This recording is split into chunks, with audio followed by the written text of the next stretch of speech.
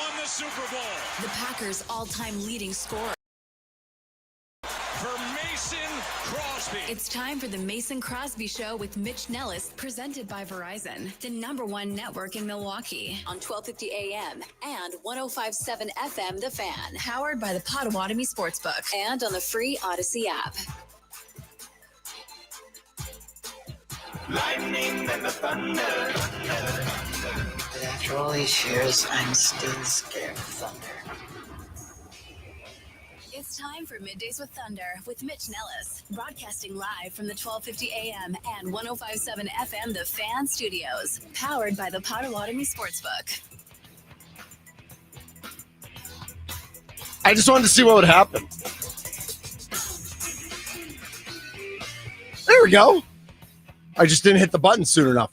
This is the Middays with Thunder edition of the Mason Crosby Show, presented by Verizon, the official 5G network of the Green Bay Packers. My name is Mitch Nellis, a.k.a. Thunder, and it is like honor isn't a big enough word. The fact that I get to do radio every day with Tommy Wirtz. Oh. Tommy, TK, Kmart model, the machine gun, the Sparky says hunk of love, big ol' hunk of love. And if you've ever had a Tommy hug, you know that's right. You know that's right. Tommy, how you doing, man? Paid my rent today. You know what? It looks like wake up. It's the first of the month to get up. Always at the mall. Always validate with Charlie that we paid rent on the first. I love that. That's just what we do. We were like, hey, did you pay rent today? We're like, yeah, we did. Of course we did. No, hold on. When you say that, I think that's great. And I'm happy for you both. But now I got to go to my bank app because I automatically send my mortgage from my, actually, I do go to the bank all the time. I was one of the last people ever across the street that when they forced you to get direct deposit, I was like one of the last people because I wanted that check in my hand. Yes. I wanted to go to the teller. Yes. Whatever the amount of money I wanted to take out, I wanted to take out from that check. I was like hardcore. You are spitting right now. I also was very anti signing up for direct deposit, which makes no sense because it's way more convenient. You don't have to worry about it. And you're of the direct deposit generation. Right. But when I first started at a lot of places, when I was working by the time I was 14. And so what, like 3 years ago? Yeah, exactly. And direct deposit was kind of the new wave, right? Where it's like, oh, we could do this thing where we put it right in there, or you can accept a check. I always wanted the check. I always did. And I hate that years ago now, it's no one gives checks anymore. It's always been direct deposit. But I was telling you that when I pay rent, I go to the bank and pull money out. Like I could Venmo my landlord and she'd be totally cool with that. But I also enjoy once a month, go to the bank, make sure everything's cool, go to the bank. You pull actual cash. Cash. Okay. Physical cash. Like you don't get a cashier's check. Nope. You don't wire it from your account to your landlord's account. Nope. You go to the bank to do it. You get cash on the barrelhead.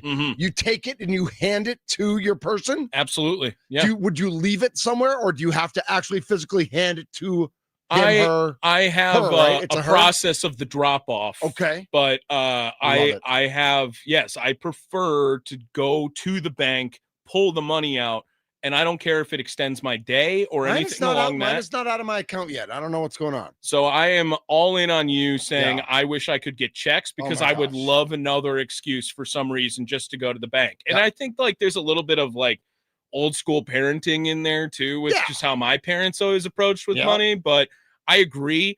I am totally down once a month to go to the bank, just check in at the bank. Although I had to go to a different bank today because apparently my bank didn't open till 10 today. Is that a Wednesday thing? I think that's a Wednesday thing. Maybe. I think there were some banks that they take that midweek.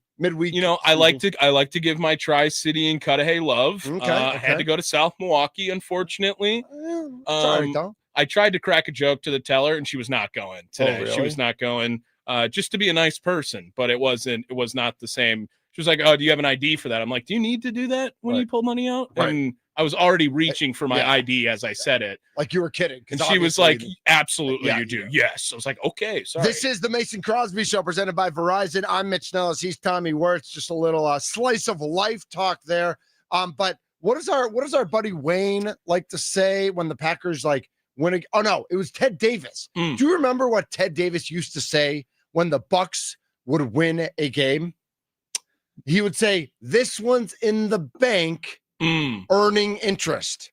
So from Ted Davis and being in the bank to our friends with the Green Bay Packers who did not go to the bank and who did not earn any interest Sunday night in Dallas. We have Matt LaFleur, who spoke to the media yesterday and honestly was almost refreshingly transparent about how he felt about his special teams and defense. Stern, if you would. Yeah. Well, I mean, if we're talking more bank references, like Cleveland might as well have been Black Sunday, right? Ooh. I mean, that felt like a crash in the stock of Green Bay because through 2 weeks you couldn't buy enough of it, right? And then after a loss to Cleveland and a tie with Dallas now after this week, like, is this the week to continue to buy because it crashed so hard, or are you holding on your stock now of the Green Bay Packers, right? No, that's a great question. And I think during this segment, we'll check out what our friends at the Potawatomi Sportsbook have the Packers in the NFC North, in the NFC Super Bowl odds, because it might be a good time to buy. We are live on the iHeart and Odyssey apps. So AUDACY for that Odyssey app. We're also live on YouTube at The Fan Milwaukee. We do have day baseball today. First pitch is a strike from the Cleveland Guardians. Should have been the Spiders. Or do you think they should have been the Spiders? Should have been the Spiders. Yeah, okay. But back to Packers, back to Matt LaFleur. I'm going to start with special teams. We've got Craig Coshun coming on at 12:20. We're going to talk baseball with him. We're going to talk Bucks with him because he was at Media Day on Monday also. Then we've got our best friend, Andy Herman, coming on at 1 to talk Packers. And one of the things I want to talk with Andy Herman about is Justice Mosqueda. Did I get that right? Yep, that's his boy, too. Yeah, that's his boy. Wrote a great article today at Acme Packing, just like eviscerating the team and its lack of dedication to special teams. But let's hear what Matt LaFleur said yesterday about his special teams. The glaring ones is the blocks, right? The block field goal, then you got a block PAT, and certainly those were, huge plays. I don't want to say it's never one play why you win or lose. Obviously, those were pretty big plays in the game. But we shuffled some personnel around. I thought it was really encouraging to see us hit a 53-yarder, to send it into overtime, and then to come back and hit a game-tying field goal in overtime. So I think if we can just clean up those catastrophic errors, which, that's a big if, we'll be in a lot better spot. And I'm confident that we shuffled around some personnel and it looks a lot cleaner right now. I think if we can just clean up those catastrophic errors catastrophic errors. You know what I don't want my professional football team to have? Catastrophic errors. Good point. Like, you should be, whether it's the coaches or the players or the training staff or the management or whoever it is, like, you shouldn't be susceptible to catastrophic errors. You should be at a point in your professionalism and in your training and in your multi-million-dollar team and multi-billion-dollar industry that catastrophic isn't something we need to concern ourselves with. Well, and on top of it, you are trying to delegate with special teams, right? It is all about the defense. Matt LaFleur has virtually zero say on what happened on defense because that's Jeff Hafley's department, right? While Matt LaFleur is managing and head coaching this Green Bay organization, he wants to delegate. And so what Green Bay did was they went out, spent more money on a special teams coordinator than anyone else would spend on a special teams coordinator. So Matt LaFleur wouldn't have to have comments like this, where he is not commenting on special team woes and errors and catastrophes that ensue after. And right now, Matt LaFleur shouldn't have to answer questions about special teams with the pressure and the investment they have put into Rich Bisaccia. I think if we can just clean up those catastrophic errors with I mean, really, that's a thing? Like, this is embarrassing. This is brutal. This is all right. You know how bad this is? You know what? How bad this is? I got to tell you what just happened in the Tigers Cleveland game. I saw it. It's his first major league game ever in center field. So the Cleveland Guardians today are starting Chase DeLauder. Yeah. He's their right fielder. He is starting in center today. He's played 33 games in the minors in center field. He has never played a Major League Baseball game in center field. Just looked like it too. He literally just dropped a fly ball. Yeah. And the Tigers now have first and second with nobody out in the top of the first. Catastrophic error, if you will. Tell you what a catastrophic. You know when you can't have catastrophic errors in the playoffs.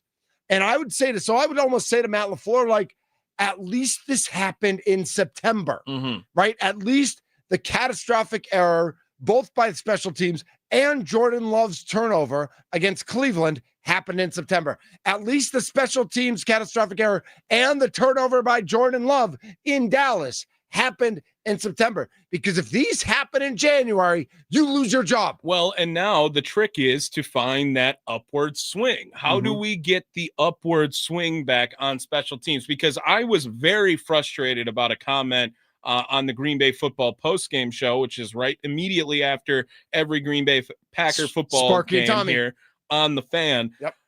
He, while commenting, said, "I don't trust McManus," right? Which was what does that mean? A slip up.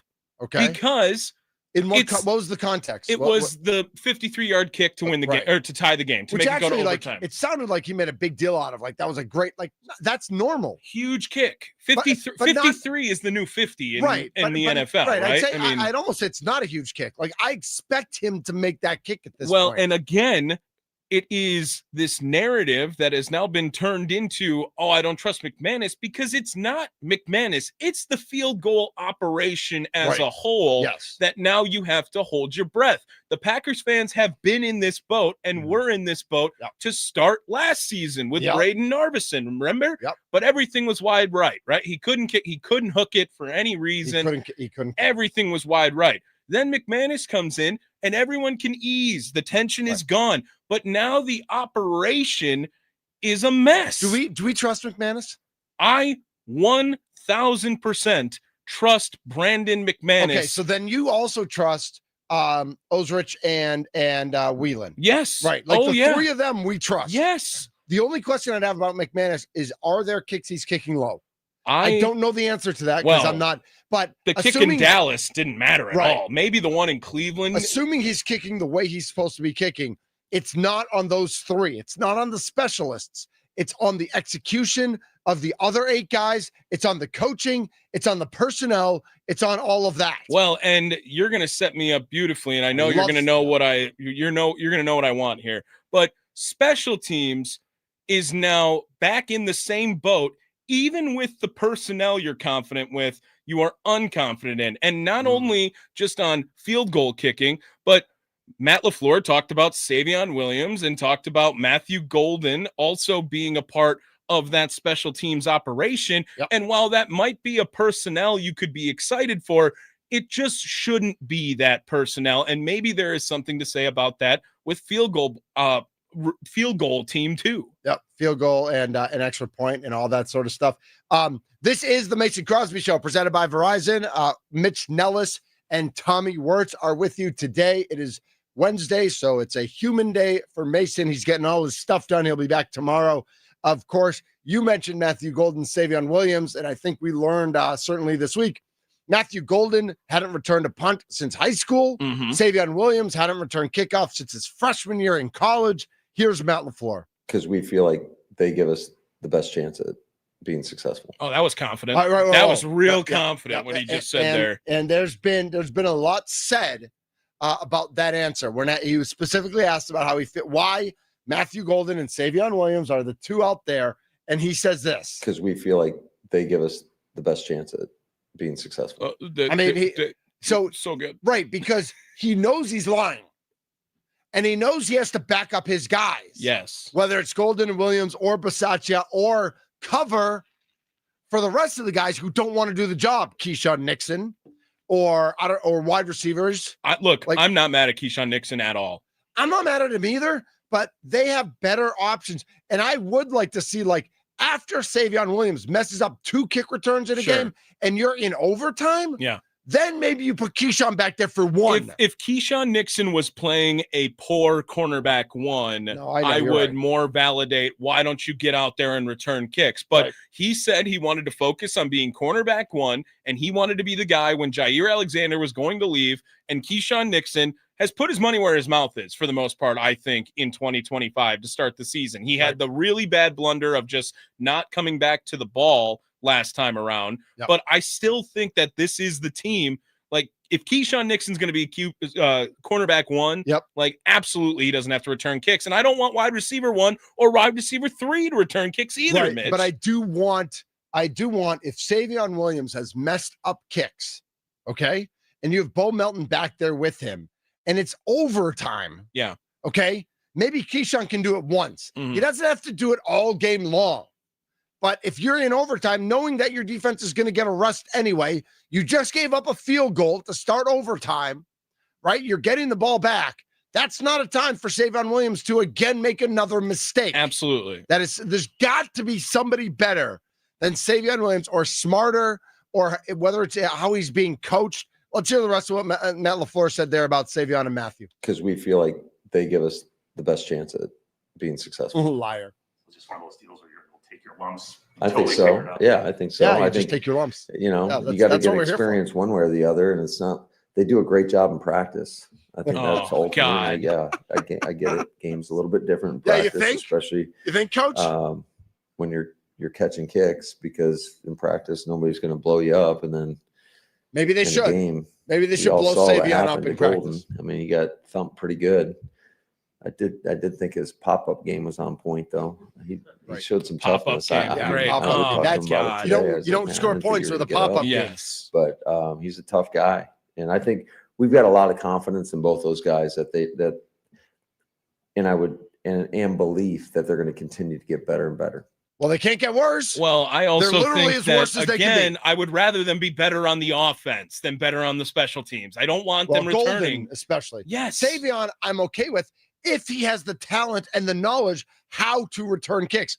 Clearly, he did not have that Sunday night. He was completely bankrupt. His coaching staff was completely bankrupt. It was an absolute mess, and he should not have been out there in overtime. Again, not knowing how to return a kick. It made no sense. My name is Mitch Nellis, a.k.a. Thunder. Tommy Wirtz is here as well. We are the Mason Crosby Show, presented by Verizon, the official 5G network of the Green Bay Packers. We are live on YouTube. If you're on YouTube, shoot us a message. Shoot us a hello. How are you? Good to see you.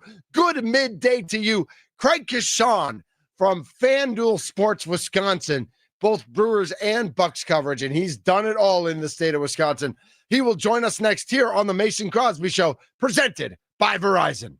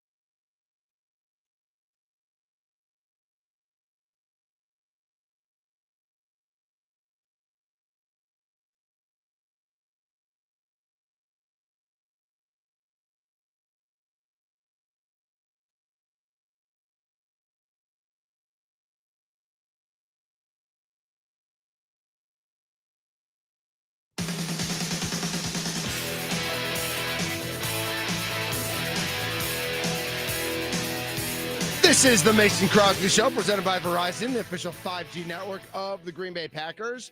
We're in the fan studios, powered by the Potawatomi Sportsbook. Bottom of the first in Cleveland, no score. We'll keep an eye on that. Detroit, of course, won game one. In that series, the Cubs, the one we're really keeping an eye on, they won game one yesterday. The Red Sox beat the Yankees. And then if you watched all three of those games and you thought, oh, I'll take the under because the under looks good, I hope you didn't do that for Dodgers Reds, because that would not have gone your way. The Dodgers took care of that themselves in a 10-5 Dodgers win last night. This is the Mason Crosby Show. It's a Wednesday, so no Mason. It's Middays with Thunder edition. Thunder and Tommy with you. And joining us now on the Fan Guest Hotline, powered by Gruber Law, from FanDuel Sports Wisconsin, good friend Craig Coshun. Craig, how are you, sir? I'm doing well. How about you guys? We're doing well. Long time no see. Good to see you on Monday at the Fiserv. Yeah, it was. How about going from Brewers to Bucks in a matter of like 24 hours? So I know it feels a little weird that we are already jumping into Bucks because of the Brewers season we've had, and because we're so wrapped up in the Packers and Micah Parsons, and then the loss and the tie, and it's like, you know, we're so involved with our sports here in southeastern Wisconsin, of course. But now the Bucks are on the horizon, and we'll get to the Bucks in a second. But I think we should probably start with our Milwaukee Brewers. Are you watching Cubs? You're watching Cubs Padres, but do you have as a Brewers ambassador, as a Brewers fan, whatever it might be, do you have a rooting interest for who you'd like to see the Brewers take on in the NLDS? Well, I've been asked that quite a bit here in the last week or so. I think from, a baseball standpoint and how the Brewers fared against these two teams, they actually struggled a little bit. They, the Brewers won most of the series against most teams across baseball. That's how you get to be the best. Sure. But they lost that season series to the Cubs, and they lost the season series to the Padres. So to me, it just boils down to, if I'm just being a baseball fan right now, I would love to see Brewers and Cubs. I really would. Yes. I don't know anybody that really wouldn't want that at this point. I mean, if you're into baseball and rivalries, and this could, if the Brewers end up playing the Cubs and the Brewers win this series to advance, this takes the building block of this rivalry and puts it up a notch or two, to say the least. So Craig, obviously, from your mouth to God's ears, that should be what ends up happening. But I think you also have to consider the anxiety of the Brewers fan, and that, what if we get what we asked for? What if it is Brewers Cubs and things don't go the way we'd all like to see that series go? Like, can we deal with how devastating that would be as a Milwaukee sports fan, as a Brewers fan, if things were to go sideways in that series? So I think I want the same thing. I want Brewers Cubs, because I think the Brewers actually match up better with the Cubs than they do with the Padres. I think the Padres can be very good. I think the Cubs are just okay. But I am respectful of that segment of the fan base that leads with anxiety. Well, let me tell you something. I don't think there could be a bigger gut punch than what we experienced last year when the Mets stunned the Brewers in the ninth inning. I really don't, because I've been doing this for forever. And, we have a few Packer moments that we can say the same thing over time. Sure, of course. But the Brewer one, and I was around in 82, alive and well when the Brewers lost to the Cardinals. But that wasn't a gut punch like it was last year when that ninth inning happened, in my opinion, anyway. Yeah, Craig Coshun joining us here on the Fan Guest Hotline, powered by Gruber Law. And so as we watch these two teams, I don't know if you had a chance to be at the stadium at all yesterday. I know they had, there was some open media sessions. Murph spoke, players spoke. What did you, if you were there or if you weren't there, and what you heard, what did you hear from how they're approaching this week? Any injury news, anything going on with the team that we need to know? Well, I wasn't there yesterday, so I can't speak for exactly what happened there yesterday, but I know the game plan going in was to intensify the moment and get them ready for game one on Saturday.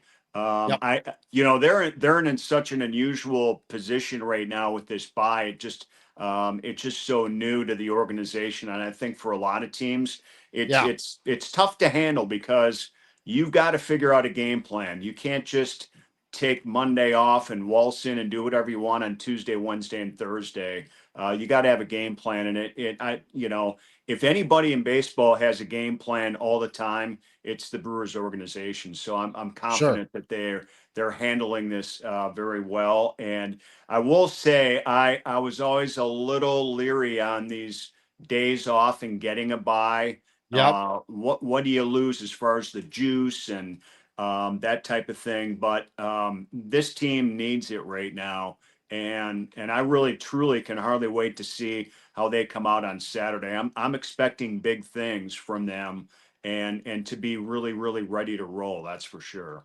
Craig Coshun, FanDuel Sports Network Wisconsin, joining us here on the Mason Crosby Show. Craig, let's start to look ahead at this team come Saturday, right? They brought in a couple of extra guys that have been up and down with the club all year and really just want to get everyone ready in case any name is called. Do you expect any shocking a la Jesse Winker type moves here with this Brewers roster heading into Saturday? And what are your expectations, I guess, for some of these guys that are coming up just trying to stay loose and be with the ball club this week? Well, I think the bottom line is this series is going to be a little bit different should they advance just because of the length. And so there's going to be a name or two probably left off this series that we could see come back if they advance to the league championship game, namely starting pitching for this first series. So we'll see what they decide on that. But I don't think there's going to be, huge surprises along the way. I think the one that I'm probably curious the most player wise is actually the veteran Rhys Hoskins to see if he's going to be part of this or not, because he was very, very seldomly used when he came back off the injured list. And I don't recall him playing in a big moment since he came off either. So it'll be interesting to see how they handle that. He's been a pro. The team has not skirted the issue. They understand, everyone is well aware of it, and they wanted to treat him, with respect and dignity. But the bottom line is, he's been passed up as far as, the talent and the production at this point. So those are always pretty tough because he's a guy that's been there, done that, and there's no better guy to lean on. But can you afford to have that guy just on your roster to serve that purpose? Well, and you talk about the moments. He's had those moments in October too, right? With Philadelphia already. Exactly. So it's a guy with experience in the moment, at least. And a lot of these guys, there is a decent amount coming back from last year's team, and they felt that gut punch, wind out of their sails moment that we were talking about. Yeah. But what about a guy who wasn't really necessarily the biggest part of it last year, who you're expecting to rise to the occasion in the moment this year? When I think of last year's team, like it's the Bowers and Frelick homers. I think of Churio robbing the home run in left field, right? But like, who else on this team that maybe didn't have that moment last year do you think could really rise to the top and capitalize on a moment this year in the postseason for Milwaukee? Well, I mean, to me, look no further than Christian Yelich, because he was out. And you have it's true. Actually, this is the best player on this roster through and through, without question, the best player on this roster. I will take him as an addition versus last year any day of the week, and say he could have been the missing link last year. They were a pretty good team last year. But imagine if he would have been able to perform in the postseason, and that didn't happen. So, to me, I'll start with him. And I think after that, in my opinion, you mentioned Jackson Churio. He has just got the makeup for the big moment. And he showed it last year in the postseason as well. He almost carried the team. But he's going to have, I would imagine, more big moments here. I think he was kind of priming the pump last week when he got back on track. He had that home run robbed in San Diego, and then came back and had a good finishing series on that hit homestand well as well. Yeah, hit for some power, and as we hear on the broadcast all the time, when he's hitting for power to the opposite field, that he's really locked in. Craig Coshun joining us here on the Fan, 1250 AM, 105.7 FM, the Fan. All right, Craig, 1.13 ERA in June, 4.15 in July, 9.58 in August, 4.43 in September. What can Jacob Misiorowski do for this team? Is he, whether it's physically or mentally or experience-wise, there's so many questions around like what he's going to be able to contribute. Are we counting on too much too early from a young kid who had half a season in Major League Baseball with all the talent in the world? Are our expectations too high? Should he even make the roster? Yeah, should we even have expectations? Right, exactly. I mean, that's an interesting point too, because he's another outlier here right now that I'm like, how does he fit in to this postseason? And I think one scenario could be that they keep him on this postseason roster and basically have a spot for him in a no-fail situation where they are able to have the luxury of getting him some postseason experience. Get up 6-0 early and get him a couple innings. I mean, you just don't know. You just don't know. And I'm telling you right now, this guy's got a great makeup, but he's 23 years old. He needs to mature in a lot of ways, mentally and physically. And the Brewers have done a pretty smart job of targeting players that can handle the growth process, like Jackson Churio last year. They did it, I think, with Corbin Burns back in the day. He had to mature as well. I think Woody might be an exception because I think he came, wired to compete from day one. But I wouldn't be surprised. I don't know if they're going to do that, but it wouldn't surprise me at all because they value him so much that to give him the experience of the postseason rather than saying, you know what, you almost made it, but and then push him back out of the mix. I would say at least for this first round, they might be better off leaving him on the roster and seeing how he fits into a game. Well, the official player of the Mason Crosby Show with Mitch Thunder Nellis and Tommy Wirtz is Bryce Terang. He's our favorite player. We loved him actually even before the season started. Before he became a power hitter, when he was just a light hitting, silver gloved, gold gloved, platinum gloved player. We loved that dog. And then he just got better and better throughout the season. What can you tell us about Bryce and what his maturation and explosion at the plate has meant to this team?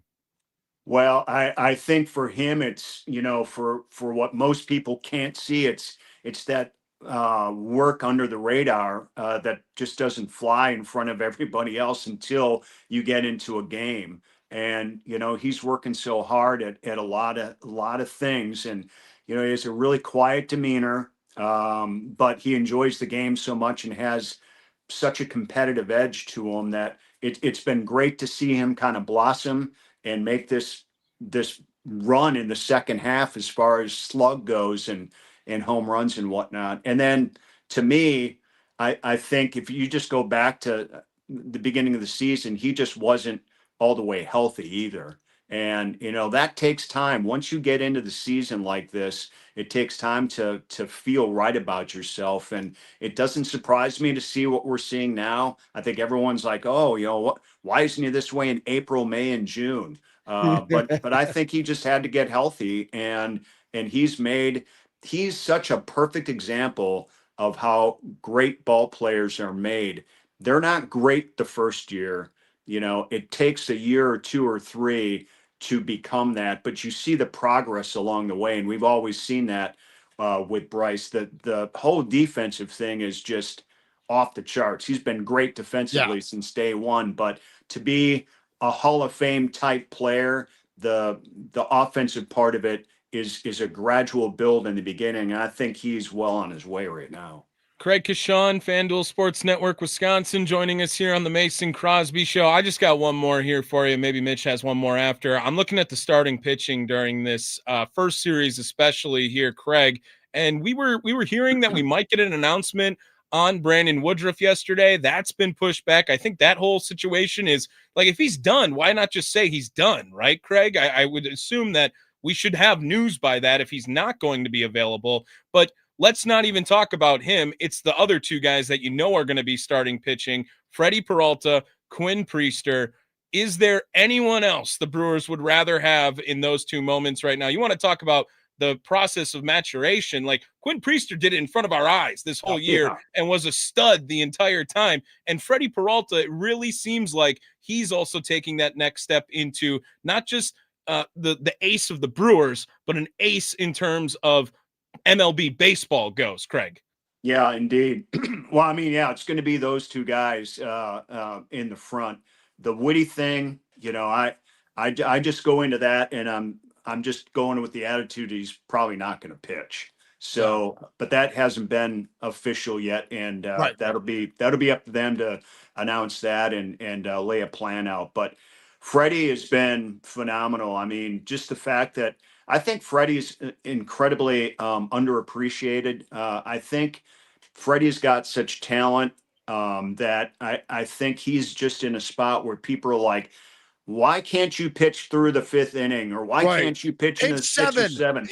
You're throwing 100 pitches, but I mean, sometimes that's just not who you are. And I think for Freddie, that's just not who he is. And so I think this club is kind of embraced that now. And if there was any frustration, believe me, this year that frustration hasn't been there either for the club or for him either. This is Freddie Peralta, so this is what you're going to get. And you know what?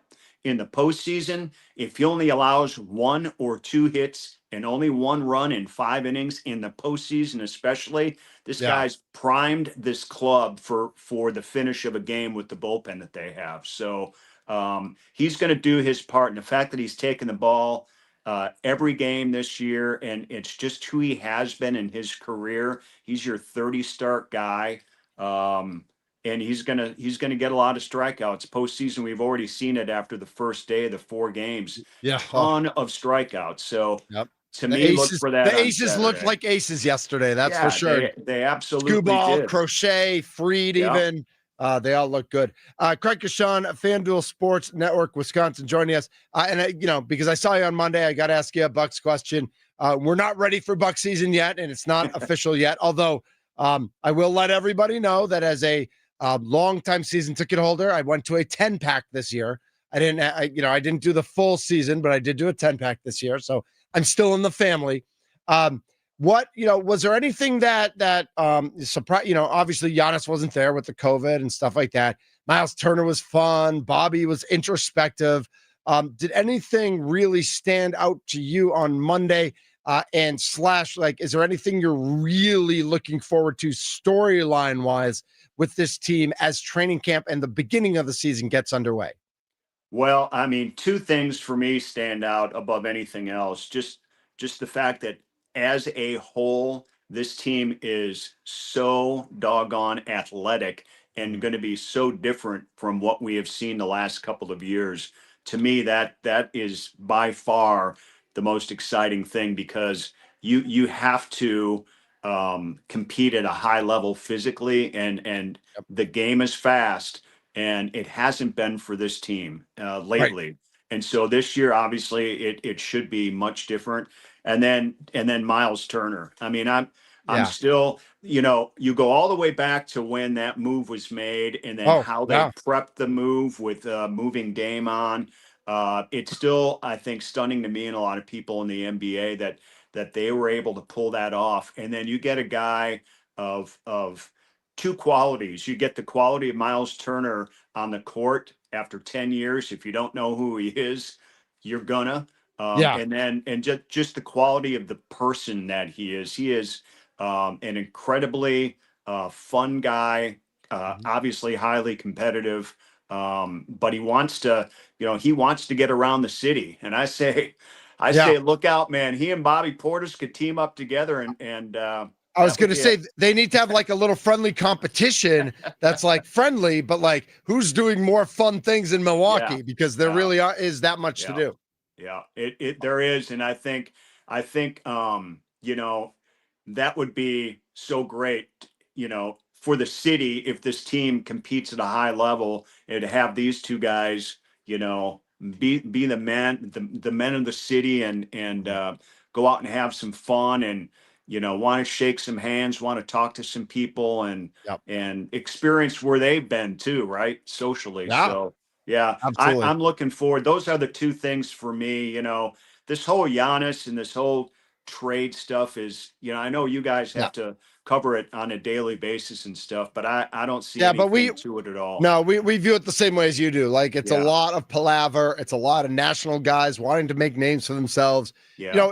If one day it happens that Giannis is traded, it'll be like it like we should be prepared for it. Like there may be a day that Giannis is not wearing a Bucks uniform, but it's not today. And it's not like this big situation that we all need to overanalyze every single day of our lives. Like it'll be done. I think by Giannis and by the team, it'll be done the right way. It'll make sense for all parties and involved. It sounds like as long as the Bucks stay competitive, you don't have to worry about it, right? I mean, that's what it is in Milwaukee. Yep. I mean, look, they're not gonna. I mean, think about what they have done. Their latest move to make this guy happy, right? I mean, you're eating up Dame's contract, and that's going to affect the payroll for the next 4 or 5 years, and then you bring in Miles Turner, and so think about how much money they're spending that is not going to Giannis in that one big move right there. So believe me, they're doing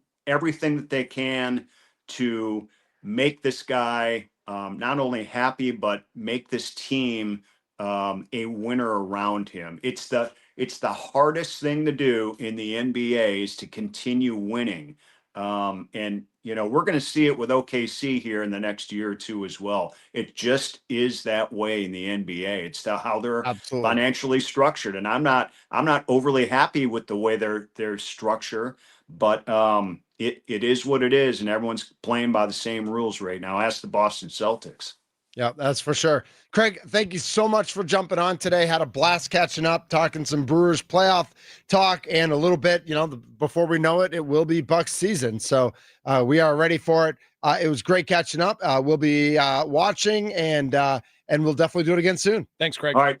That sounds good. Thanks, guys. Absolutely. Craig Coshun, FanDuel Sports Network, Wisconsin.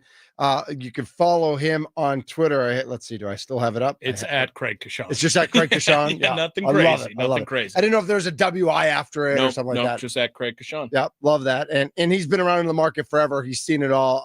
And he's been a great voice for Wisconsin fans for a long, long time. Joining us on the Fan Guest Hotline, powered by Gruber Law. One call. That's all. When we come back, we're going to talk some Major League Baseball playoffs. And then best friend Andy Herman will join us at the top of the 1 o'clock hour. This is the Mason Crosby Show, the Middays with Thunder version of the Mason Crosby Show, powered by Verizon, the official 5G network of our Green Bay Packers.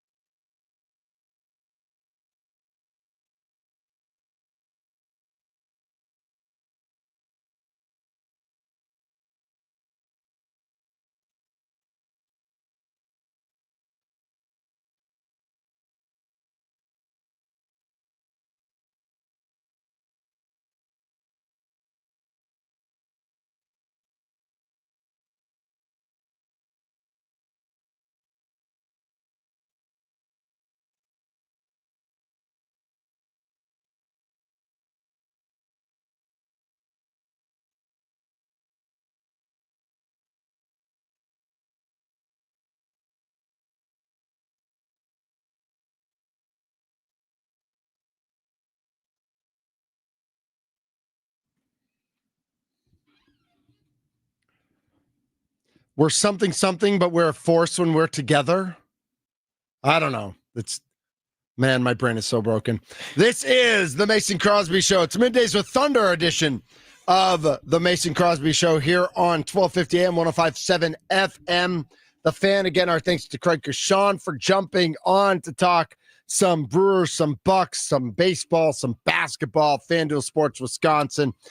Powered. He was on the Fan Guest Hotline, powered by the Gruber. The Fan Guest Hotline is powered by Gruber Law. And always a blast to catch up with Craig. Like I said, Craig's been around the market for so long, covered so many different things. It is 1-0 Cleveland, top of the third. Mm-hmm. Detroit did win that game. And interesting, at the beginning of that game, or at the end of that game, excuse me, at the end of the game last night, I don't know if you saw this or not, Tommy. Was it Jose Ramirez who had an infield single, and then Javi Baez threw it away, and Ramirez got to third base with nobody out in the bottom of the ninth, and couldn't score. Yeah. And I just I think to myself, like, man, I know he was it was a comebacker to the mound, and they threw him out, and he was going on contact, whatever it was. Like, I just feel like that you gotta know the situation. You gotta do better. What do you say at the end of every leadoff show? Send him home. Just send him home. I much rather would just get thrown out at the plate as opposed to. You can't get thrown out at the plate, though, is what I'm saying. Like in that case. Chopper back to the mound. They have Ramirez with a rundown. This tags him out for the second out of the ninth inning. I understand that you want to be situational and calculated when you do it, but it's actually better, in my opinion, just send it all the way as opposed to get caught in the run. You look extra dumb if you get caught in the rundown, as opposed to you're out at the plate. And I guess I thought it was the first out, but it was the second out, so it's a little more forgiving there because you want to go. But man, I mean, how, kind of what happened with him and what happened in the other American League game where the Yankees were down 3-1 in the bottom of the ninth, and they loaded the bases with nobody out and were unable to score. That I just think about, for years as Brewers fans, we have struggled with this concept of why can't they get guys in from third with less than 2 outs? Like, it should always, whatever needs to happen happens. Nico Horner yesterday with a phenomenal at bat to get the third run home for the Cubs in the bottom of the eighth, driving in Dansby Swanson, and he just threw his bat at the ball. He knew he had no shot at getting it done, but he threw his bat at the ball and hit a fly ball to center that was deep enough to get the sacrifice fly. In the playoffs, it is a killer. It is an absolute killer when you have a man on third with less than 2 outs and you don't get that run in. Because so many of these games, I mean, we saw 3 games yesterday, 2-1, 3-1, 3-1. And in 2 of them, teams didn't get those late runs in and lost. And in one of them, they got the late right in, and it was an insurance run, and they ended up winning. And the difference of teams that do things the right way versus pitchers on the other side who get paid to and are doing their job and are able to escape with those victories. It's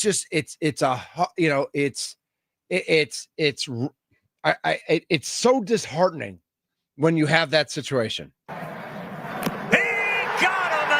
Sox rally from behind and take game 1 of this wild card 3-1. That's Aroldis Chapman. That's courtesy ESPN. Chapman loaded the bases in the bottom of the ninth with Goldschmidt, Judge, and Bellinger. How about 3 big names there? Goldschmidt, Judge, and Bellinger. And then gets the next 3 guys, gets a strikeout, a fly out, and another strikeout to end the game. He bared down. And we were talking about it earlier, Tommy. Aroldis Chapman, if the Red Sox were in a close game late, Chapman's been the best closer in Major League Baseball this year, and it's not close. Arguably the best pitcher. I mean, he's not going to win Cy Young, but he was insane this entire season. So wouldn't surprise me if he comes up big moments. You got the lead, lock it down, Chapman in there. Yeah, he did a nice job. Meanwhile, it was bombs away in Los Angeles last night. What did I do? Asked him why, and he said because I was feeling good. Well, that feels good. Look out. This may leave the park. Wow. Ohtani's second of the night. And the Dodgers are feeling great. It is 8-0. And he is something else. You okay, Tommy? You can see his own bullpen just in awe of what he's able to do. You okay there, Tommy? No, because you know what's going to happen. I don't want. No, we don't. Let's not talk about it. Let's not talk about what's going to happen. Let's just talk about what happened yesterday. Boog Sciambi calling Brewers Cubs is going to be awful. Yeah. That's true. My God. Teoscar Hernandez also with 2 home runs for the Dodgers last night. Yeah, Dodgers are going to mop. Yeah. Thanks to Hunter Green for showing up last night. Yeah, exactly. It is 1-0, bottom of the third in Cleveland. Cleveland trying to stay alive. Detroit trying to close that one up. 2:00. It is Cubs and Padres. We'll talk a little bit more about that at 1:40. But coming up next, it is Andy Herman from Packet A Podcast going to be joining us, our best friend. And we're just going to talk special teams because he's a teams guy and I'm a special guy. So we're going to figure that out together. Andy Herman coming up next here. This is Middays with Thunder edition of the Mason Crosby Show, presented by Verizon, the official 5G network of the Green Bay Packers. Hey, everybody, football season's in full swing. Underdog is the best place to get in all the action. I had a nice winner last night. I had, let's see who I had. Williams from Cleveland and Crochet from the Red Sox, higher for strikeouts, and they both went higher, and it felt really good. Well, we've got football coming up on Thursday night. That's tomorrow night as well. It's going to be the Rams and the Niners. Devontae Adams, man. Devontae Adams is getting it done for me. So I'm going to go higher receiving yards, Devontae Adams, tomorrow night, and probably play some baseball tonight as well. Download the app today. Sign up with promo code ThunderMKE to score $100 in bonus funds or entries when you play your first $5. That's promo code ThunderMKE. Underdog. Make picks, win money. Must be 18 or over and present in Wisconsin. Terms apply. See assets.underdogfantasy.com/web/play get terms _DFS_.html for details. Concerned with your play, call 1-800-GAMBLER or visit ncpgambling.org.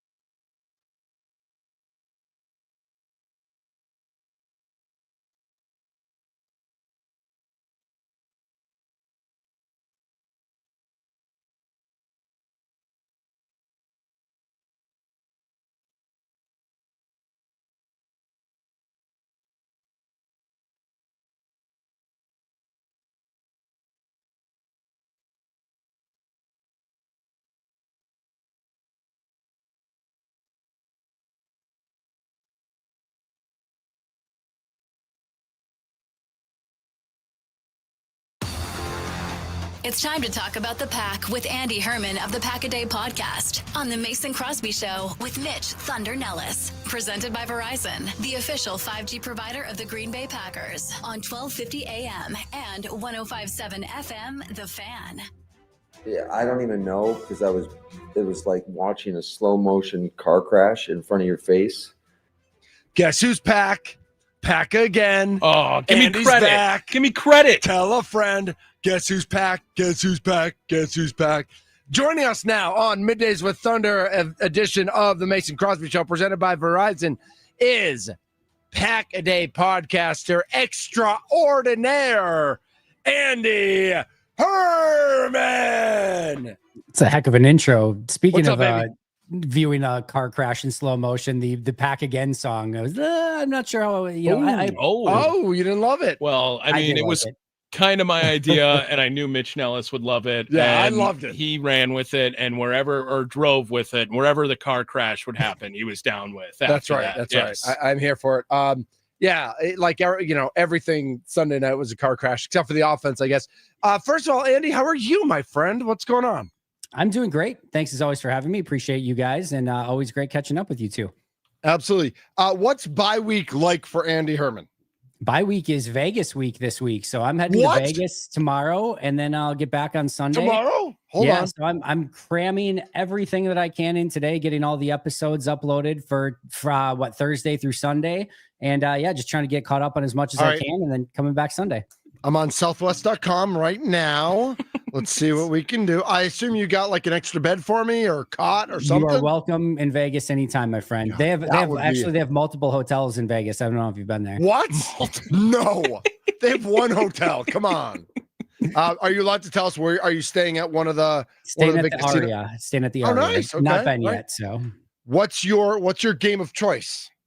Poker is definitely my game of choice. Andy, you got to get down to Milwaukee. I have like multiple games for you to play in. Let's go. Okay. All right. Actually, the Mid-States Poker Tour, I just got an email from our friend Jay Saunders over at Potawatomi. The Mid-State Poker Tour is going on right now at Potawatomi. It's underway. It started yesterday. There's tournaments today all the way through Sunday. So if you're not going to Vegas, I know. If you're not going to Vegas with Andy Herman, make it to Potawatomi because we have all sorts of poker going on in the ballroom at Potawatomi. All right, so that's amazing. Yeah, so that's a fun week. After listening to what Matt LaFleur had to say yesterday, kind of talking about all the things that went wrong defensively, all the things that went wrong on special teams. I want to start with special teams because I know your good friend Justice Mosqueda wrote is scathing the right word? Yeah. Or truthful or both. Truthful. Can it be scathing and truthful? Yep. Yeah, both. Article today about the team just doesn't care about special teams. Like you can say whatever you want, but look at the last decade. They've had 1 year where they've been ranked in the teens. Besides that, they're ranked in the late 20s or 30s every single year. Like it's obvious, Andy, this team doesn't care about special teams. In the time that they were in the teens, it felt like it was probably by accident anyway. It felt just like happenstance, like you just stumble upon it. And that's the best. Like the best version of the special teams in a decade is completely average. And that's all we're asking for. That's all anybody is asking for is just kind of competent. I don't need you to be returning punts for touchdowns, kicks for touchdowns. If you can just start at the 30-yard line every time, let the other team start at the 30 every time. Don't allow any catastrophic punt returns, punt blocks, kick blocks, whatever. Just competence. You don't even need to do anything good.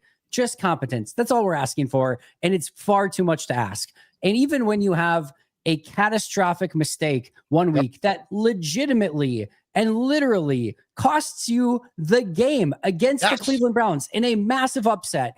All right, well, guess what? We're at least going to learn from the mistake, right? We're not going to make that mistake again. We'll make sure that we get that corrected moving forward. Oh, it took all of 2 kicks before you had a block kick again. And the first one was almost blocked.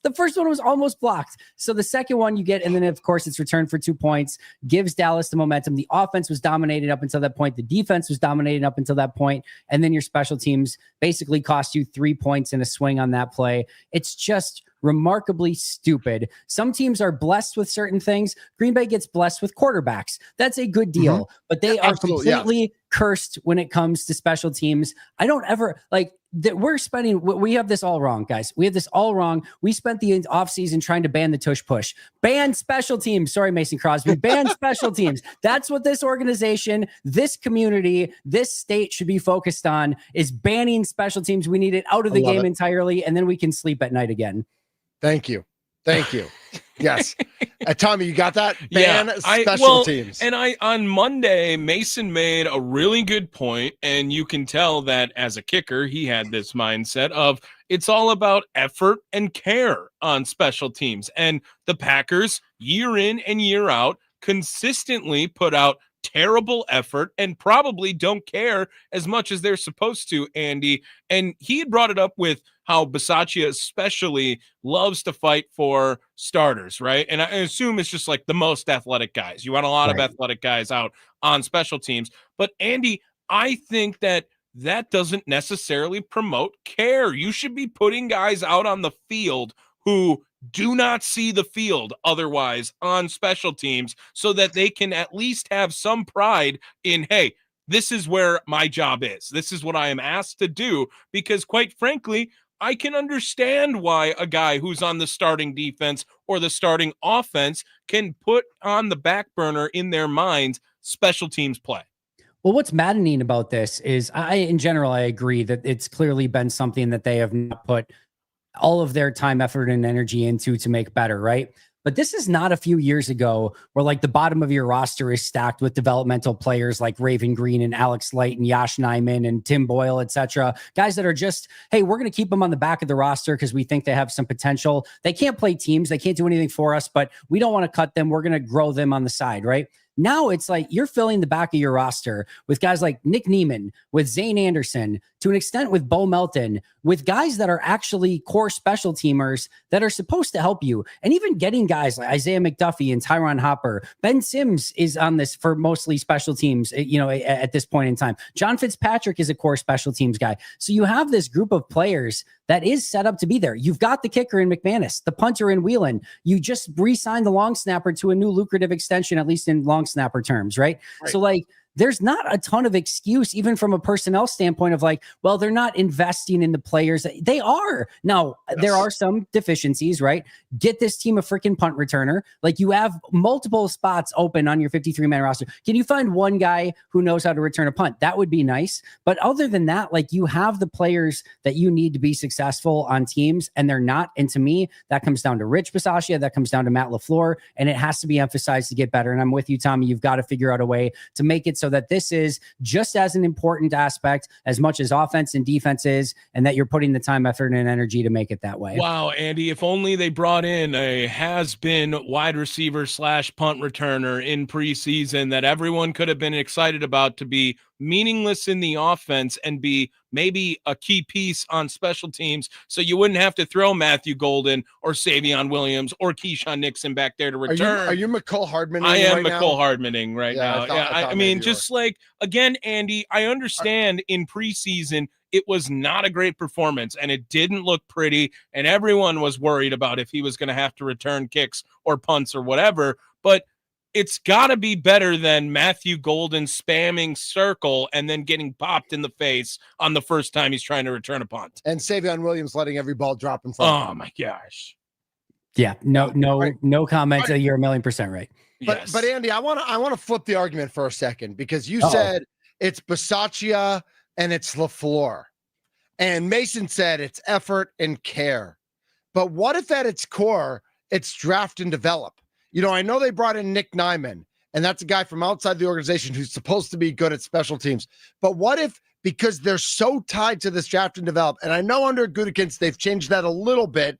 They've gone a little bit beyond what Ted Thompson used to do. But if at your core you are a draft and develop organization, then to your point, you're drafting guys that you like. You're not putting guys on your roster who are good at special teams. And if you're so obsessed with draft and develop, are they doing special teams a disservice by not having guys who can play teams because they're trying to get them be everyday regulars? Well, the argument I would say against that is how many spots do you want as a special teams coordinator? I mean, legitimately, Zane Anderson and Nick Neiman are on this team for special teams. Like Nick Neiman should not be on the field as a linebacker. Zane Anderson can hang as a safety. That's not a super concerning one. But at some point, like, you need depth at other positions. You only get 48 guys that are active on game days. You better have guys that can play on offense and defense. And like literally Bo Melton too.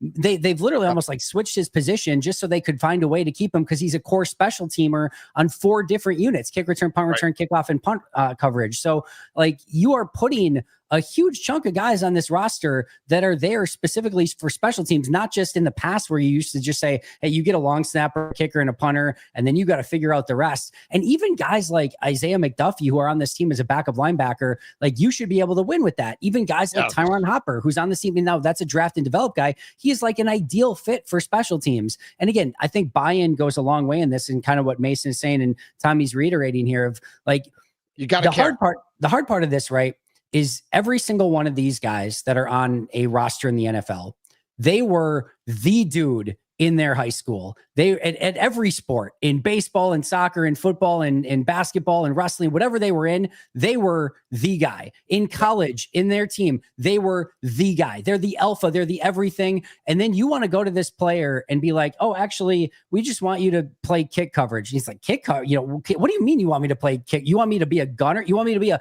personal punt protector? That's what you want me to do? Like, these guys are wired to be the best of the best at their individual positions. And now you've got to find a way to say, like, hey, we don't need you as a linebacker, a corner, whatever it might be. We just need you to go out and play special teams. That is a big dynamic change for guys that are in this league, because they've been ultra competitive in the alpha their entire time. So it's tough to get buy-in on these, but you've got to find a way to do it, because otherwise it's going to bite you, just like it did in 21 and just like it did in 14. Yep. Andy Herman, Pack a Day Podcast, joining us here on the Mason Crosby Show. Andy, let's try to be happy. Let's you know, you're the happy guy all the time, and you're the absolute best for being the happy guy always too. But Andy, when I look at this performance against Dallas, I actually take a little bit more positive, I think, than I do negative from it compared to where everyone else looked at it, because in my mind, the consistency of Jordan Love is way more in question to me than the consistency of the defense, right? The defense gives up 40 points.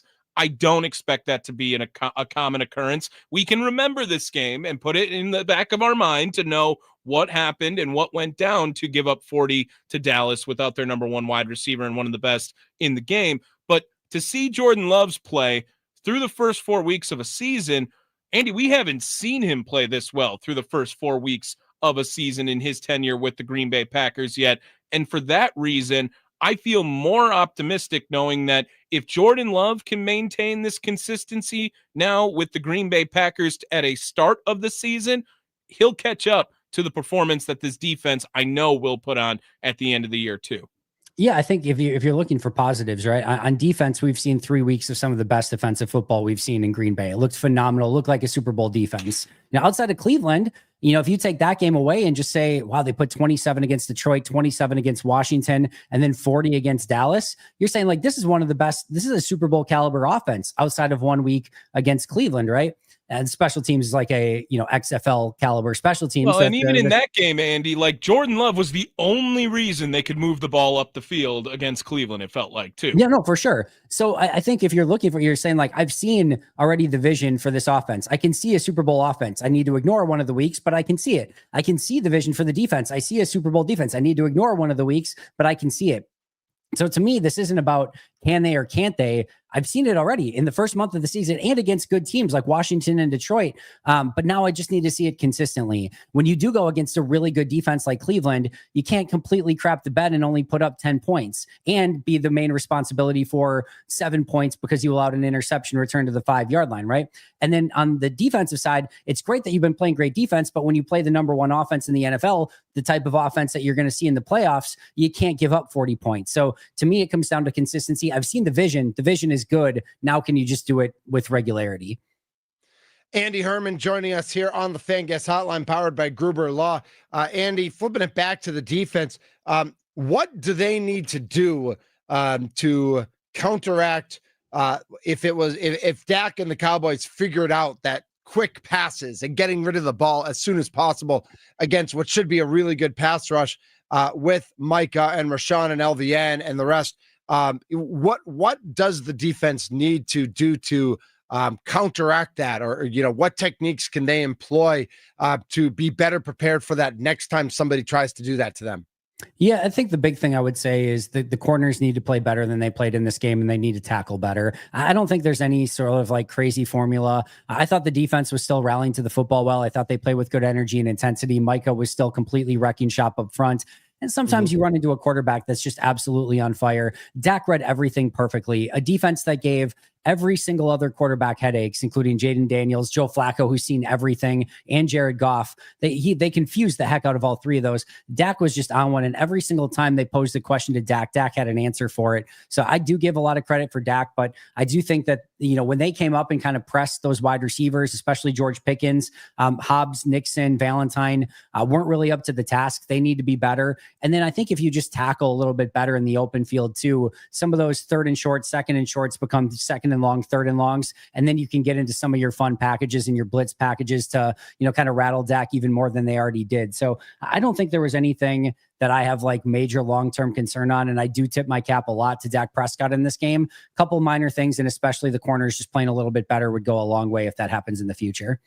Andy Herman with us today on The Fan. And Andy, with the bye week, we know you're going to Vegas, but we know the Packers are going to be working on all sorts of things. What, if anything, do you want to see Sunday, October 12th, 3:25, home against, that's still 3:25, right? As far as I know, I think so, yeah. Yep. It's got an asterisk next to it, so I don't know if they could flex it to noon, or they're not flexing it later.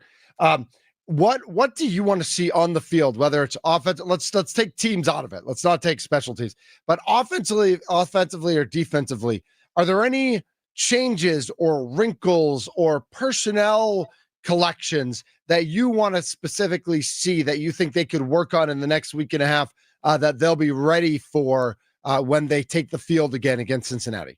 Yeah, the biggest thing I'm watching for is the play of the offensive line the rest of the season. That's the one thing to me where if it plays at this level, I know through 3 of the 4 weeks that they've been able to kind of survive it a little bit, but they're still lacking in that regard. I still think the run blocking can be way better. And even the pass protection, guys like Elton Jenkins, Rasheed Walker, even Sean Ryan, like they have not played to the level that they are capable of. So to me, that's where I want to see. Of course, you're hoping to get Zach Tom back when Aaron Banks comes back. Can he play better? I just need to see some better overall effort, energy, intensity from that line. Because if you look at statistics, when Jordan Love's in a clean pocket, he's basically like unstoppable right now. He's unbelievable. So give him that clean pocket. And you have one of the best running backs in football if you can just open any sort of hole for him whatsoever. So to me, the force multiplier here, if you want this offense to really, truly be a Super Bowl offense, it's up to that offensive line. They haven't been good enough through the first month of the season. I think they'll get healthier. I think they'll gel together, but that's easily 1A on my list of the groups that I want to see play better moving forward. Nice. Andy Herman, enjoy Vegas, my friend. Good luck. Play pocket aces the way you should, but pocket jacks get a little aggressive. All right. I will remember this. Get in somebody's face. And if you get suited 6-7, all in, baby. 6-7. Suited 6-7 pocket jacks. All right. I'm in. It's the 6-7's the new 10 jack suited. Andy, he's doing the thing where he tries to be cool. He knows. Yeah. No, you don't need to. You don't need to do that. Yeah. I mean, gosh. Tell me get this under control. I wish I could. Relax. I wish I could. Andy, run hot. Get good cards, but also know the players. And if you can't spot the weakest man at the table, might want to switch tables. All right, deal. You got it. I'm all in. And next time you're in Milwaukee, shoes. I got a game for you. Yeah, wear comfy shoes. Yeah, I'm in. How does everybody find all your stuff, Andy? Remind everybody. At Andy Herman NFL, and then of course Pack a Day Podcast, 365 days a year, YouTube, and wherever you get your favorite podcasts. So you say 365? Are you doing one? Are you doing them in Vegas too? No, I have them all. I have one more to record. I've already got Fridays done. I've got Saturdays done. I've got Sundays done. I've got one more with Justice to record and one more grades video to record. So doing that as soon as I'm done here with you guys. You are a true warrior and a machine, and frankly, like the nicest guy I know. So thank you for all of that, Andy. Thank you. Appreciate you guys. You bet. Andy Herman at Andy Herman NFL Pack a Day Podcast. Catch it before Packers games, after Packers games, throughout the week. Like he says, 365 days a year. There's no lack for Packers content, and he is on top of it. And he's one of us. He's a fan. He loves it. He loves doing it. And it's so much fun to just like be a part of his network and hit his like spider web of awesomeness. Oh yeah, I mean, and he gets it. Yep. And he just gets it. Yep. If you get it, he gets it. Yep. Crazy play in the Tigers Guardians game. We'll tell you all about it. Continue our baseball discussion when we come back here on Middays with Thunder edition of the Mason Crosby Show, presented by Verizon, the official 5G network of the Green Bay Packers.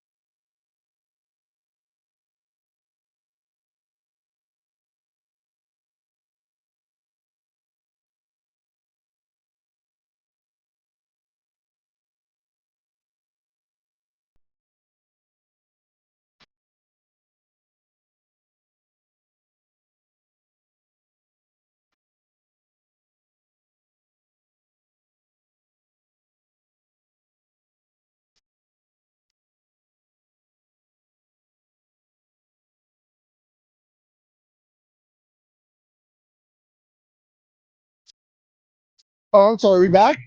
I was busy. I was working. I was trying to do my job. I'm sorry. I forgot that this is my job also. My bad. My bad. Hey, everybody. Mitch Nellis here. I got my headphones on now. Tommy Wirtz is here. I'm here. It's Middays with Thunder, the I can't Mason Crosby decide Show. on if I want to stand or sit for segments. In general or today? Like, what do you usually do? I think I usually stand the whole show. Well, you have a more active role on Middays with Thunder than you do on the typical Mason Crosby Show. Yeah. So does that mean like you're more likely to stand when it's Middays with Thunder? Because because you need more energy. You're more likely to. Because I just stand. Like I literally, my chair is on the other side of the table because I don't believe in chairs during. Ooh, what happened? I was just looking at the trending on Twitter. Okay. Jane Goodall died. Oh. 91. 91. Yeah. I mean, what a great life. Like, oh yeah. And she's, as far as like conservationists go, the most famous one of all time. Yep. I mean, what was the name of the ape? Coco? Might have been. Does that sound right? Yeah, that does. But I feel like that's a lot of different.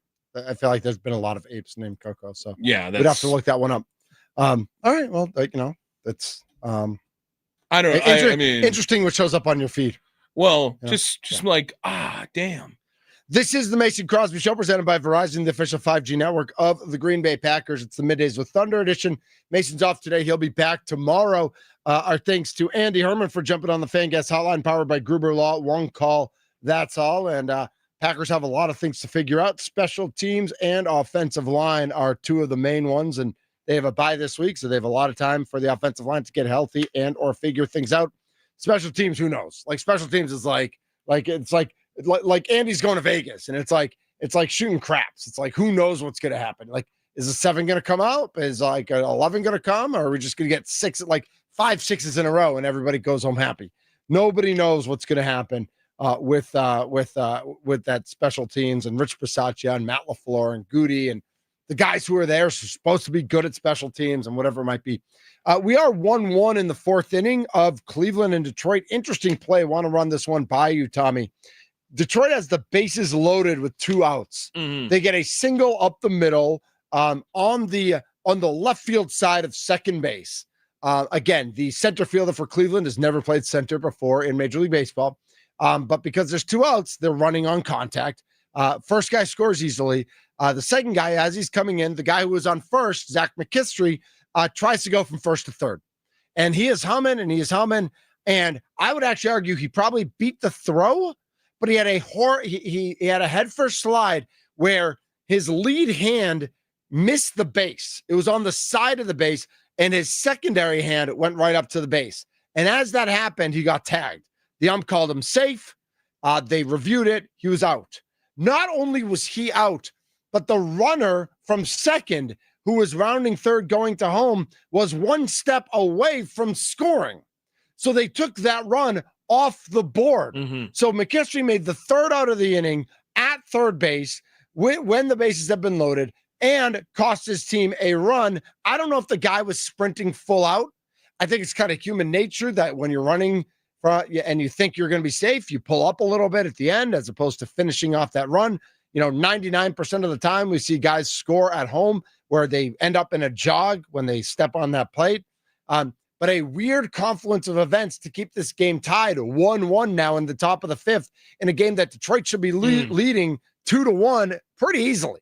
Another, I don't know if this is old man take here either, but do you know, I don't necessarily want to comment always on how people are sliding, but the foot first slide, why did that, who does that still? Why did that go away? Well, you know who does that? Shohei Ohtani. Every time you never see him diving in head first, right? He's a guy who's always known as a very efficient base runner. Like, does the head first slide look cooler and that's why people do it? I feel like, I don't know. There must be some metrics. There must be some analytics that you get there faster. And I don't know if that's true or not. Like if I'm running full out and I just dive forward, am I getting there faster than running all out and shooting my legs forward? I don't know. I don't know what there's got to be analytics. I don't know. Right? Again, like Trey Turner, another guy, Bigfoot first slide guy, and he's the guy who always goes viral for a slide every year, it feels like. And I understand you maybe have a little more control of where your arms are going when you slide as opposed to where your feet are going for the slide, but just the thought, Tommy's thoughts during baseball season here. I am still not worried about it for the Tigers. I'm going Tigers this series, by the way, again. And they just got another hit there from Kerry Carpenter, who I told you was going to have an awesome series. This guy. And I think that right now, like the Tigers Cleveland series is going to be like, every game is going to be a 1-run game. Even if it goes the third game, it's so dumb that this game gets the 1 o'clock slot, but I'm happy that it does. That's the markets. Yes, I'm happy that it does because we get to watch it then on the air. Yeah. But these teams are awesome. Listen, when the Brewers were playing in the wild card rounds, they were always the first or second game because they were the smaller markets. Detroit and Cleveland are not small markets, but they're not a coast. You look at the 2 o'clock game, which we'll preview in just a second here. Padres at Cubs. Chicago's a bigger market. San Diego's a West Coast market. Then you have Red Sox, Yankees, of course, in primetime. And the Dodgers are always going to host, whoever's on the West Coast is always going to be the later game. I understand why that is because of the time difference too. But I really do think that if you are a Brewers fan, root for the Brewers. But the Tigers would be a fun team as well to be in that position. Yeah, you can adopt whatever American League team you want. I don't have a problem with that.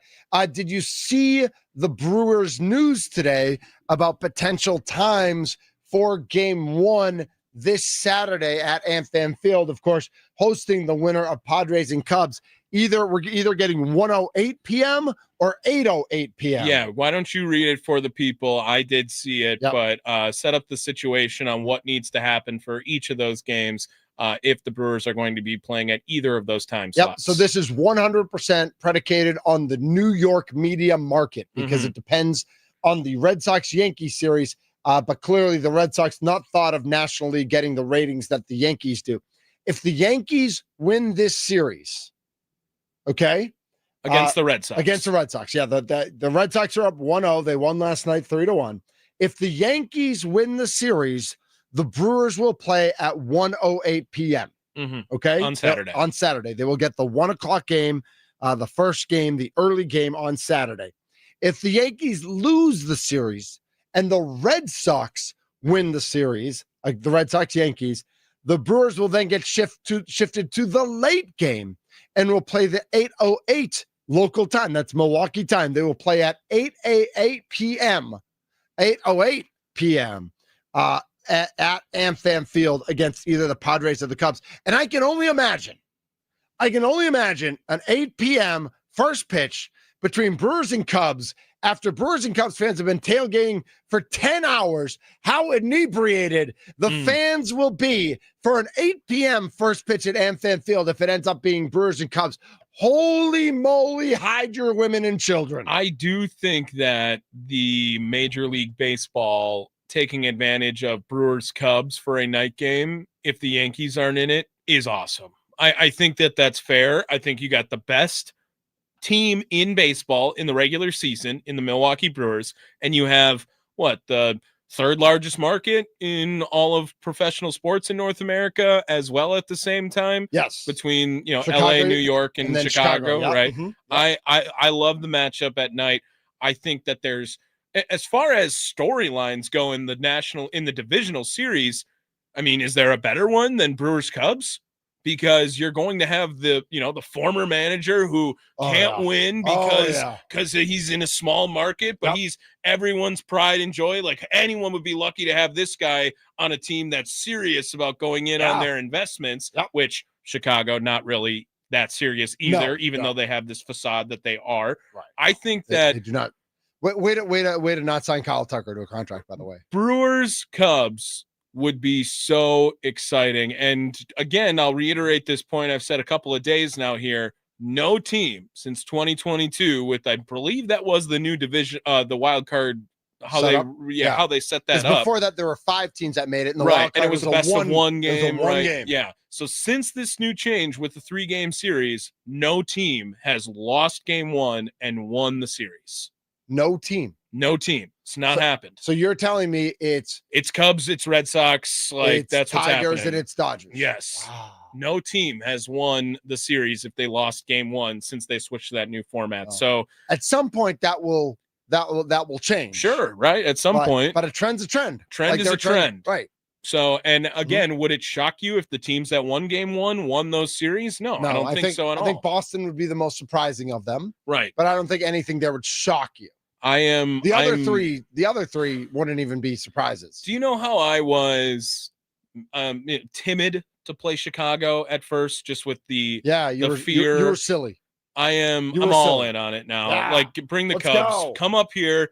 Try to claim this stadium. Let the Brewers fans show you what baseball is all about. Yeah. This city has rallied behind this team unlike anything else. They got Ed rooting for baseball right now. I am all in on it. Bring the Cubs up here. It would be just beautiful poetry. And how could you not be romantic about baseball if the Brewers are able to get the job done against the Chicago Cubs and against Craig Counsell? Like, that would be awesome. And they got to get to that point, but the Brewers are going to be ready for whoever comes up here and whoever has to play in Milwaukee. But now I am like, bring on the Cubs. Let's do it.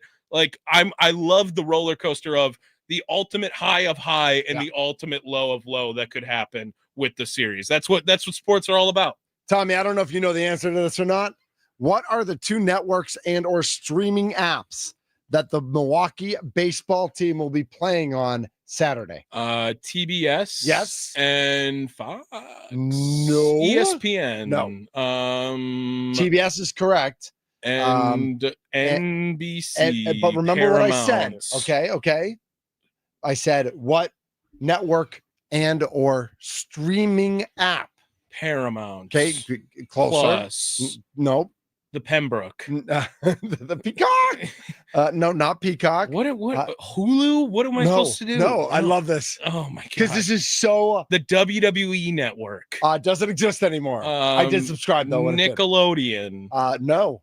This could go forever. It really could. HBO Max. Oh, yes. I should have said Apple TV Plus. They've been on Apple TV Plus or Amazon Prime. Week. Yeah, you could have gone Amazon Prime, HBO or Max. Netflix. TBS and HBO Max will have the National League Divisional Series presented by Booking.com. Presented by Better Health and Booking.com. And I believe that it looks like at least on Sunday, the AL games are on FS1. But they don't know which game on Saturday will be FS1 and which game will actually be on Fox, I assume. I can't wait for Quinn Priester to just shove 7 innings of one Monday night run ball night in game 2. And just that, I can't wait for Quinn Priester to get fired. Like, I know we got to get through game 1 and Freddie and all that, but we do. I wish there's part of me that wishes Quinn Priester was pitching game 1. I understand why he's not. I don't disagree. I understand why he's not. I'm here for that. But I can't wait to watch postseason Priester, man. Like, that sounds awesome. Who is your favorite today at the Potawatomi Sportsbook to win the National League? I'm gonna guess the Dodgers are number 1. That is correct. I'm gonna Dodgers guess are that. plus 200. I mean, that team's built for October. I know. Absolutely. Dodgers are plus 200. Phillies are plus 225. Right behind them. Brewers are plus 325. So not too far behind them. Then Cubs at 550 and Padres at 1,000. I still got them. I don't even remember what the odds were, but I have them for the $50 to win 1250. Like, the branding was just too perfect. To win the Brewers to win the National League? No, to win the World Series. Oh, really? Yeah. Okay. Yeah. Right. I mean, like you actually put that down? Yes. You have the ticket somewhere? I have the screenshot of it. Yes. Is that all you need? Yeah. Because you have the QR code okay, or whatever right. on it. Yep. And yeah, I am. I'm all in.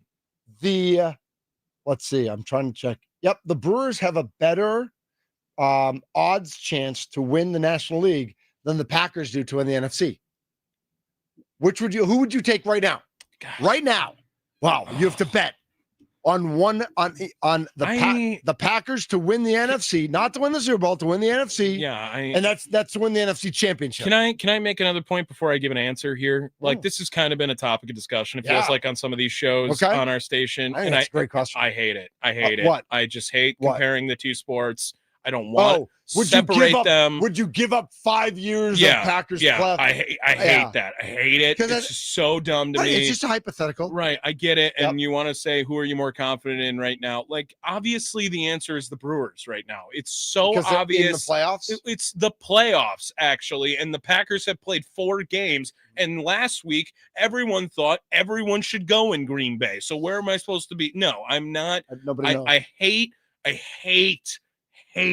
this conversation of like cross patterns on the sports right now to be like, well, who do you have more confidence in? If anyone says the Packers right now, it just doesn't make any sense because they're not even if they at say the Packers, same point. Right. If it's Packers, it's because they really believe things will gel for the Packers, or they just really don't believe in the Brewers. Like if somebody said today, I saw what the Dodgers did last night. I saw what Philly did last month in Milwaukee.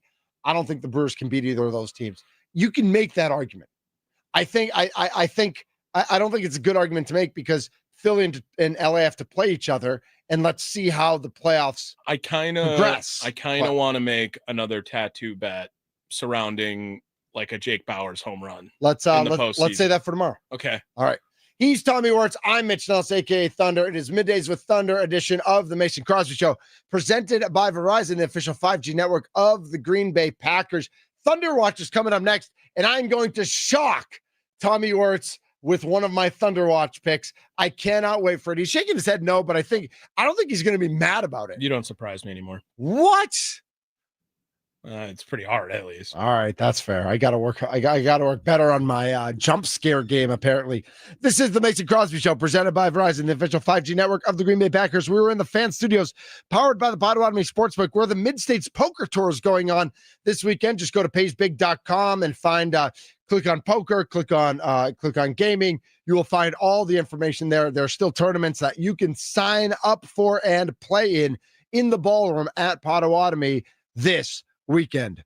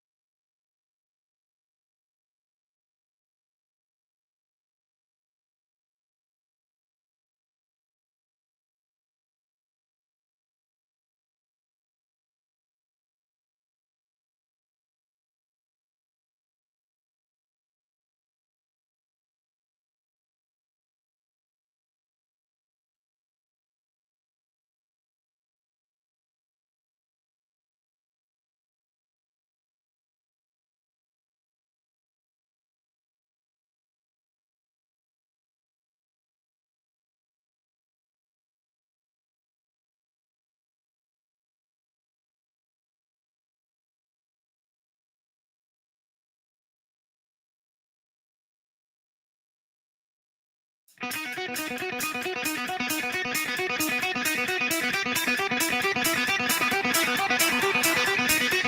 is Middays with Thunder edition of the Mason Crosby Show presented by Verizon. I'm Mitch Nellis. Tommy Wirtz is here as well.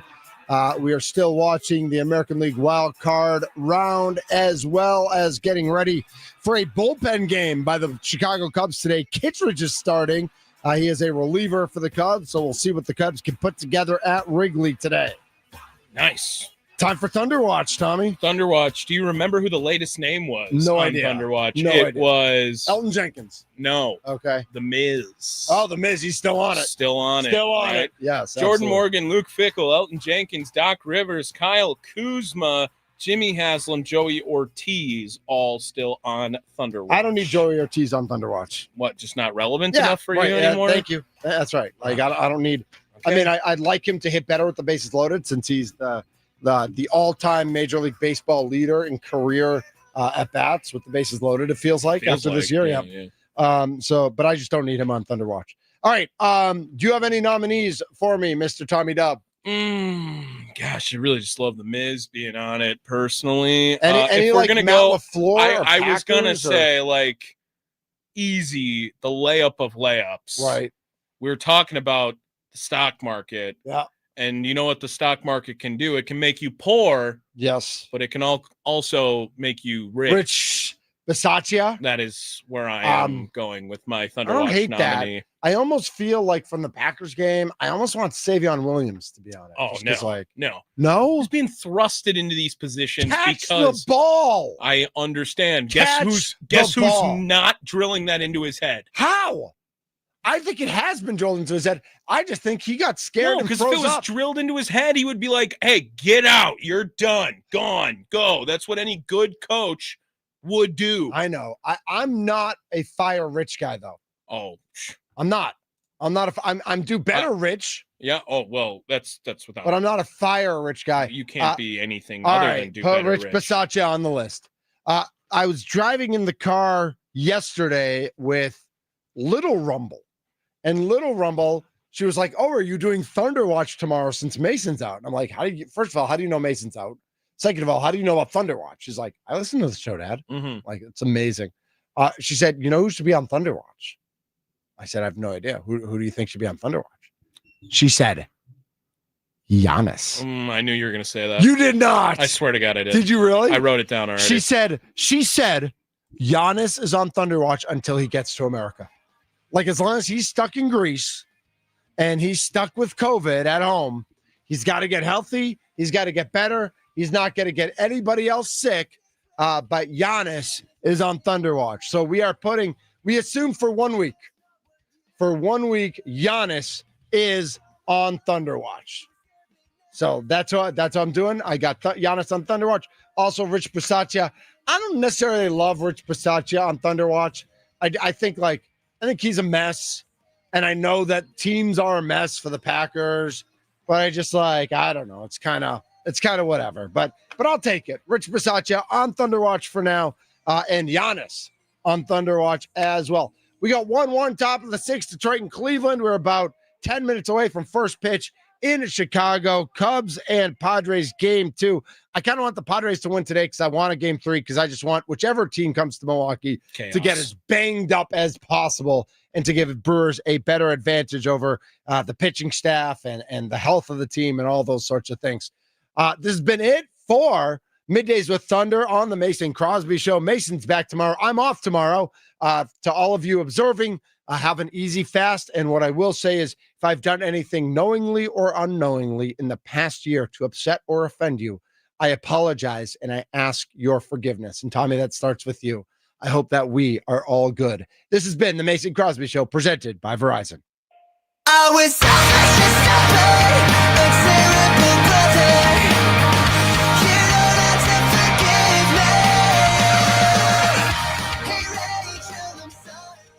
What up, everybody? It's Mitch Nellis, a.k.a. Thunder, for my friends at Underdog